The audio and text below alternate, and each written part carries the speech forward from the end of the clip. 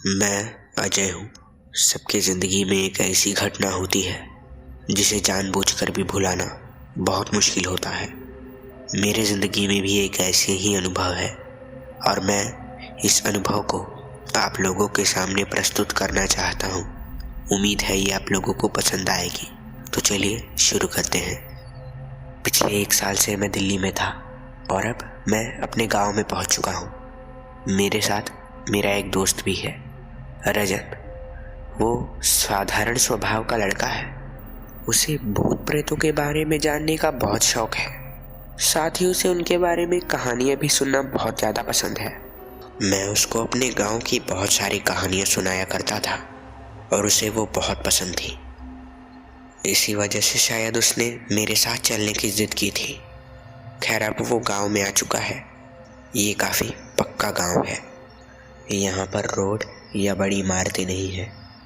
यहाँ पर तो छोटे छोटे घर, एक छोटा सा बाजार और बड़ी बड़ी खेतें हैं। इनके अलावा यहाँ ज़्यादा कुछ नहीं है। शहर के उस चहल पहल से दूर यहाँ पर गहरी शांति है। मुझे तो यहाँ पहले से अच्छा लगता था। साथ ही ये गांव राजन को भी पसंद आया। हमें यहाँ आए सिर्फ 2 ही दिन हुए हैं।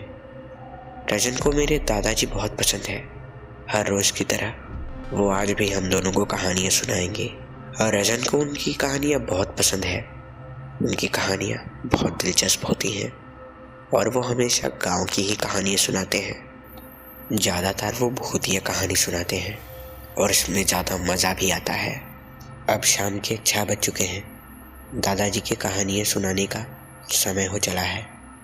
अब हम दोनों अपने रूम से निकलकर बाहर दादाजी के पास जाते हैं। दादाजी बाहर खटिए पर बैठे थे। ऐसा लग रहा था कि शायद हमारे ही इंतज़ार में थे। हम वहाँ पर चले जाते हैं। इस बार वो छलावे की कहानी बताते हैं। हर रोज़ की तरह कहानी के बाद वो हमें उसके बारे में कुछ ज़रूरी बातें भी बताते हैं। कहानी काफ़ी अच्छी थी।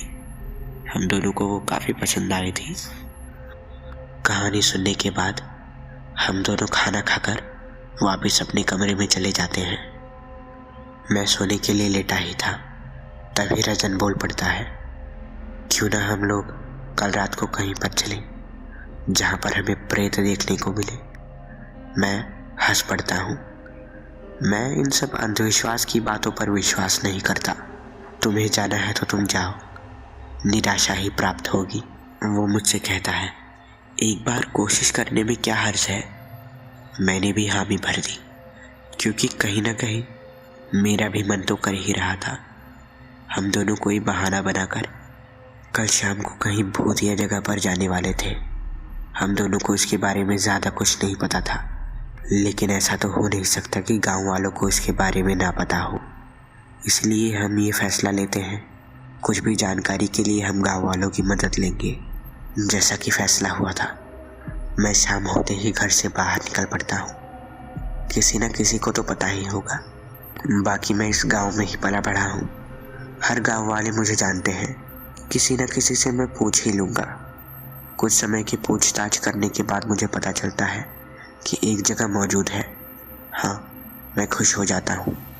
मुझे पता चलता है कि बांस के जंगल के किनारे एक नहर जाता है। वहीं पर एक पुल है। सुना है कि गांव में बहुत सारी भयानक घटनाएं वहां पर ही हुई हैं। मेरे दिल की उत्सुकता जाग उठती है। हाँ, अब तो मैं जाकर ही रहूँगा। मैं फैसला कर लेता हूँ। रात के लिए भी वक्त तो बचा है। मैं घर पे एक बहाना मार लेता हूँ। मूवी देखने जा रहा हूँ। अगर कोई अच्छी मूवी मिल गई तो रजन को भी बुला लूँगा। यही बहाना था मेरा। अभी रात होने के लिए बहुत ज़्यादा वक्त बचा है। वैसे भी आकर भी तो वो इंतज़ार ही करेगा। मैं फ़ैसला लेता हूँ कि उसको रात होने से कुछ देर पहले बुलाऊंगा। अब मैं चलते चलते उस नहर के काफ़ी पास पहुँच गया था। तभी मुझे पीछे से रजन की आवाज़ आती है, अजय रुक जा, मैं भी आ रहा हूँ। मैं वहीं पर ठहर जाता हूँ। रजन मेरे पीछे ही था। वो मुझसे कह रहा था, जॉगिंग के लिए निकला था, तुझे देख लिया तो रुक गया यहाँ पे। वैसे तुझे वो जगह मिली कि नहीं? मैंने उससे कहा, हाँ मिल गई। वैसे भी अच्छा ही हुआ कि तू पहले ही आ गया, नहीं तो मुझे यहाँ अकेले इंतज़ार करना पड़ता, मैंने उससे कहा। फिर हम दोनों वो पुल की तरह चल पड़ते हैं। कुछ दूर आने के बाद आखिरकार वो पुल आ ही जाता है। काफ़ी नॉर्मल सी जगह है, कुछ भी भयानक नहीं लग रहा। हम फैसला लेते हैं कि हम वहीं बैठ के इंतज़ार करेंगे। फिर बैठे बैठे रात हो जाती है। कुछ भी अविश्वसनीय नहीं होता। मैंने रजन से कहा, देखा, निराशा ही तो मिली, मैं तो तुझसे पहले ही कह रहा था। फिर रजन ने मुझे उत्तर दिया, अरे इतनी जल्दी भी क्या है, थोड़ी और देर रुक जा, क्या पता हमारे जाने के बाद वो दिख ही जाए। इस बात को कहते हुए रजन पुल से नीचे उतरकर नीचे नहर के किनारे आ गया। वो वहाँ पर बैठ गया। कहा, तू भी आ जा मेरे साथ, यहाँ पर कुछ दिख रहा है मुझे। मैंने उससे मजाकिया अंदाज में कहा, कूड़ा होगा, ध्यान से देख। फिर उसने मुझसे कहा, नहीं नहीं, कोई तो तैर रहा है इसके नीचे, कोई गोरे रंग का। मैं हंस पड़ा। घुटने तक ही तो पानी है, इसके अंदर कोई भला कैसे तैरेगा। तू मजाक करना बंद कर, चल घर चले। वो तो अपने ही जिद पे अड़ गया था, उसे वहीं पर रहना था। वो मुझसे जिद करने लगा, रुकना, थोड़ी देर और रुक जाते हैं, तू जल्दी से इधर आ, यहाँ पर कुछ तो है। मैं उसके पास नीचे नहर के किनारे चला गया। वो सच कह रहा था, पानी के नीचे कोई रूप है जो तैर रहा है, और वो धीरे धीरे पुल के नीचे चला गया। मेरी आंखें फटी की फटी रह गई। मैं उसको बहुत गौर से देखने लगा। अब तो पानी शांत हो चुका था, अब नीचे कुछ भी नहीं दिख रहा था, लेकिन उस सन्नाटे को चीरते हुए एक भयानक आवाज आई। पानी के नीचे से एक भयानक रूप उभर गया और वो रजन को पकड़कर पानी के नीचे खींचने लगा। मैं तो जैसे जम ही गया था। उसकी मदद करने के बजाय मैं वहाँ कोने में खड़ा होकर जैसे तमाशा देख रहा था, जैसे मेरा दिमाग पूरा खाली हो चुका हो। मुझे कुछ भी समझ में नहीं आ रहा था। मैं उस भयानक रूप को अच्छे से तो नहीं देख पाया। उससे पहले ही रजन ने खुद को छुड़ा लिया और उस जंगल की तरफ भाग उठा। मैं भी वहाँ से चीखते हुए सड़क के किनारे पर चला गया। वहाँ पर खड़ा होकर मैं ये सोचने लगा, अब तो मैं वापस घर भी नहीं जा सकता। रजन के माँ बाप को क्या जवाब दूंगा मैं वहीं सड़क पर अपने सिर को दोनों घुटनों पर रखकर रोने लगा। अब क्या होगा, इस जंगल में रजन कहाँ भाग गया होगा, मैं उसे कहाँ ढूंढूंगा। मेरा दिमाग खाली हो चुका था। तभी मुझे एक आवाज़ सुनाई दी। ये मेरे मोबाइल में से आ रही थी। कोई कॉल आ रहा था। मैंने पॉकेट से मोबाइल को निकाल कर देखा, रजन का कॉल है। मैं एक बारी को खुश हो उठा। उसके बाद मैंने कॉल अटेंड किया। रजन ने मुझसे बोला, अरे अजय, तुम कहाँ हो? तुमने तो मुझसे वादा किया था कि तुम मुझे कहीं भूतिया जगह पर ले जाओगे। अभी तक घर वापस क्यों नहीं आए? कोई जगह नहीं मिली क्या? ये सब मुझसे रजन बोल रहा था।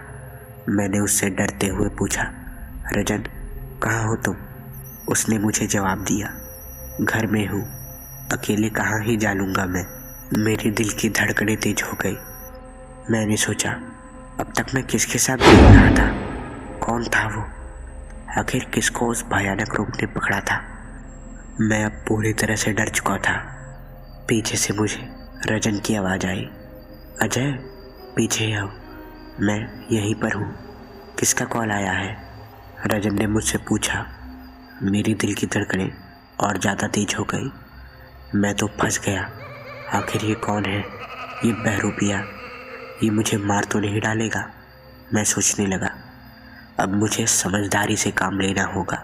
मैं यकीन से कह सकता हूँ कि मैं छल में फंस गया हूँ। अब मेरा क्या होगा? रजन अभी भी कॉल में मुझसे बात कर रहा था और पीछे से एक और रजन। मैंने समझदारी से काम लिया। मैंने उस बहरूपिये से कहा, अरे माँ का कॉल है, हाल चाल पूछने फ़ोन की है, रुको मैं बताता हूँ। तुम यहीं पर उसका इंतज़ार करो, शायद हम उसकी फ़ोटो ले पाए। मैं अभी आता हूँ। ये कह के मैं उससे थोड़ा दूर हो चला और उसके बाद रजन से कहा, राजन तुम मेरी बात को ध्यान से सुनो, मैं बहुत खतरे में हूँ। दादाजी को कहना कि मैं छल में फंस चुका हूँ। मैं अभी बांस के जंगल के पास वाले उस पुराने पुल पर हूँ। उनसे यहाँ जितनी जल्दी हो सके उतनी जल्दी आने को कहना, और ये भी कहना कि कुछ गांव वाले को लेकर आए। इतना कहते हुए मैंने फ़ोन रख दिया। शायद उसको समझ में आ गया होगा। अब मेरे पास एक ही रास्ता बचा है, गांव वालों के आने तक मुझे अपनी जान बचानी है। कुछ भी करके मुझे टाइम पास करना है। मैंने खुद को शांत किया और थोड़ी सी हिम्मत जुटा ली। मैं अब उसके पास चला गया। क्या हुआ, तुम्हें कुछ दिखाई पड़ा? मैंने उससे पूछा। उसने मुझसे कहा, नहीं, अभी तक तो कुछ भी नहीं मिला। तुम यहाँ मेरे पास आ जाओ, यहाँ आकर बैठो। वो मुझे पानी के पास बुला रहा था। मैं ये अच्छी तरह जानता हूँ कि एक छलावा पानी के पास बहुत ज़्यादा शक्तिशाली रहता है, इसीलिए मैं उसके पास नहीं जा रहा था। मैंने पानी से दूरी बनाने की पूरी कोशिश की। मैं सड़क के बिल्कुल बीच में खड़ा था। मैंने उससे कहा, नहीं, मैं यहीं पर ठीक हूँ। उसने मेरी बात को टाल दी। नहीं, तुम यहाँ आओ। मैंने उसको जवाब दिया, अच्छा ठीक है, आ रहा हूँ। पहले मुझे थोड़ा सा टॉयलेट जाना है, तो मैं जाके तुरंत आता हूँ। ऐसा कहते हुए मैं पीछे झाड़ी के किनारे चला गया। अब क्योंकि बात जान पर बनाई थी तो मैं कुछ भी कर सकता था। मैं वहाँ जाकर झाड़ी के पास छुप गया और उसके बाद वहाँ पर जितना टाइम पास कर सकता था उतना किया। उसके बाद मुझे रजन ने अपने पास बुलाया। वहीं सोने का इरादा है क्या? जल्दी से इधर आओ। उसकी आवाज़ में गुस्सा भरा हुआ था और मैं डरा हुआ था। मैं उसके पास चला गया। मैंने उससे दूरी बनाने के लिए फिर एक झूठ बोला, अरे मेरा पैसा वहाँ रोड पर गिर गया है, तुम 2 मिनट रुको, उसे मैं तुरंत लेकर आता हूँ। मैंने उससे कहा। मैं वहाँ सड़क के पास चला गया। जैसे ही मुझे मौका मिला मैं अपनी पूरी जान लगाकर भागने लगा। अब मैं घर जाकर ही रुकूंगा, मैंने फैसला लिया। अब वो समझ चुका था कि मुझे उसके राज का पता चल गया है। वो भी मेरे पीछे भागने लगा। मुझे पीछे से भयानक आवाज़ें आ रही थी। मैं पीछे नहीं देखा। मैंने अपनी पूरी जान लगाकर आगे भागने की कोशिश की। मैं मुश्किल से 3-4 मिनट ही भाग पाया। उसके बाद आखिरकार मैं उसके पकड़ में आ ही गया। वो मुझे गले से पकड़ा हुआ था। काफ़ी मजबूत थी उसकी पकड़। मैंने जैसे ही उसके चेहरे पर देखा, मेरी जैसे सांसें ही थम गई। अब वो अपने असली रूप में था। मैं ये बता नहीं सकता कि वो कितना भयानक था। वो बिल्कुल भी मोटा नहीं था, बल्कि काफ़ी लंबा था, ऊंचा था। उसने मेरे गले को ज़ोर से पकड़ते हुए मुझे पीछे नहर की तरह घसीटने लगा। मैं भी अपनी पूरी जान लगाकर आगे जाने की कोशिश करने लगा, पर उसके बल के आगे मैं कुछ भी नहीं था। इतने में ही मेरे आगे से भीड़ के चिल्लाने की आवाज़ आई। गांव वाले मुझे बचाने के लिए आ चुके थे। मैं काफ़ी खुश हो गया था। सबके पास मशालें थी। उनके साथ रजन भी आ रहा था। मेरी खुशी का कोई ठिकाना ही नहीं रहा। जैसे ही उस भयानक जीव ने गांव वालों को देखा, उसने पकड़ छोड़ दी। अब वो मुझे छोड़ के वापस अंधेरे में कहीं गुम हो गया। गांव वालों ने मेरी जान को बचा लिया था। मैं सबका शुक्रिया करने लगा। उसके बाद दादाजी और रजन ने मुझे सहारा दिया और वापस घर तक ले गए। सब मेरे ही पास थे, सवालें पूछ रहे थे मुझसे। दादाजी मुझसे काफ़ी नाराज़ थे। उस रात सारे गांव वाले वहीं पर रुके हुए थे। सब एक दूसरे से बातें कर रहे थे। मुझे भी खुशी हो रही थी, क्योंकि इस रात तो मैं वैसे भी नहीं सो पाता। उम्मीद है आपको ये कहानी पसंद आई होगी। पसंद आई हो तो एक लाइक कर दीजिए। मुझे आपके लाइक से बहुत बढ़ावा मिलेगा।